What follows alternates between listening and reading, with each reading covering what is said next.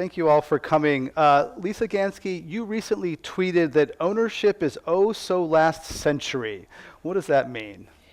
Well, my feeling and the work that we've been, I guess, all working on is that last century we spent a lot of, especially the second half of last century, buying a lot of stuff.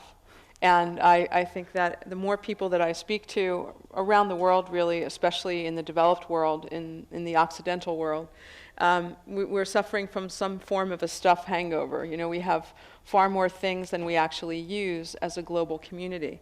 And so the tweet was really that last century we didn't have the technology to, for example, track things that we can right now track, so that you would rent a building or you would rent a floor of a building. Things were sort of bigger chunks of time and bigger things themselves. So a floor of a building as opposed to the ability to tap into, I want that conference room for an hour because I'm flying through Madrid. And because of the mobile phones that probably many of you have, I have at least one, it's kind of our remote control for moving around the world, so we can find each other in things much easier.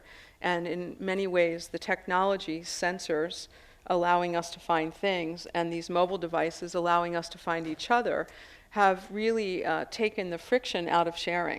So last century, those things weren't in place, and it was quite difficult to share. I have friends of mine that are, for example, from Switzerland. In fact, the people who started Zipcar got inspired by what was happening in Europe, which was basically a big blackboard that had keys and names, and you had to go and erase your name. And you know, when you think about that, you say, well, was car sharing going to scale? No.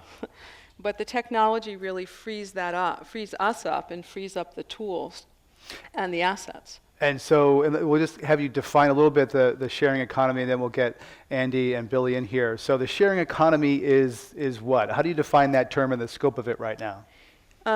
You know, I'll tell you the way I think about it. I think about it as we're moving from a world in which ownership was the real one option to a world in which access to goods, services, and talent will triumph over ownership.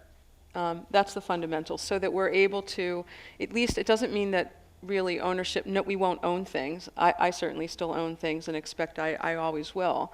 But it's more that we have the option of also accessing experiences or services or talent or assets, tools, buildings, vacation homes, when we want it, and we just pay for what we use. And so the business models, because of the technology, the business models are plentiful, much more interesting, and we have much more granularity so that we can really choose exactly what we want when we want it and pay for the true value.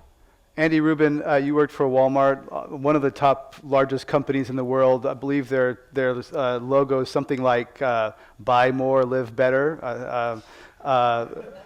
So they're in the business of making lots of stuff. So how did you come to sharing from working at such a large retailer? Yeah.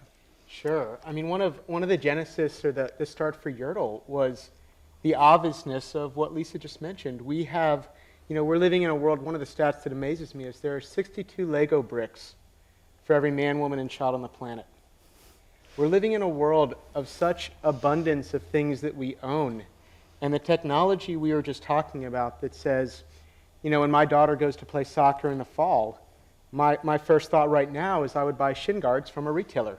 When there are dozens of girls who are 1 year older who are done with the shin guards, and they're not 500 miles away in a distribution center. The distribution centers of the future are our closets and garages. And so our ability through the service that we launched, Yerdle, allows you to join Yerdle, be connected with your friends, and have access to that wealth. The things that we've been amassing for years can be put to better use. And the beauty we've seen of that, and the fact that most people talk about in my own experience is there's such an amazing, beautiful connection of being able to pass on shin guards to someone. It's a gift.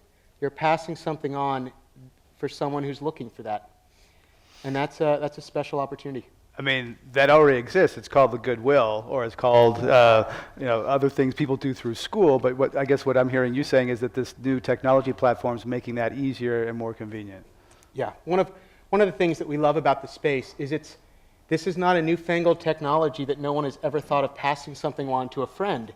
It's the ability to put something that you've cared about in the hands of someone who's looking for it then. And while we know a lot about the people that we hang out with and the people that we work with and go to school with, we don't always know who is in need of a keyboard for their son to take, piano lessons. And so the ability of technology to help know, the use of something that you have that you're done with, or in the converse, that my daughter's going to play soccer, who's got shin guards? And that's where technology, as Lisa was saying, changes the dynamic of how sharing can be. It's an existing behavior, but the ability to do that at scale and with the efficiency allows sharing to become part of the retail model. And there's also the investing model. Billy Parish, your part here is that similar technologies are changing the way people can pool capital that can make investments. So we're talking about consumers and investors. So tell us how you came to Mosaic and how that is part of the sharing economy, broadly defined. Yeah, so, Mosaic allows people to directly invest in clean energy projects, and energy is the largest market in the world. And to get to 100% clean energy, we need $100 trillion of investment to get there. And over the last couple of years, we've only channeled $250 billion into clean energy, and that's almost entirely been banks. They kind of own that asset class, and so what we're unlocking is the ability for individuals to participate in that asset class, to be energy owners, energy producers, not just energy consumers. So it's answering this access question, and at the current rate, it's going to take us 400 years to build out the clean energy capacity we need. So we actually need more people to get in on the game, to participate in this economy, and they've been locked out of it until now.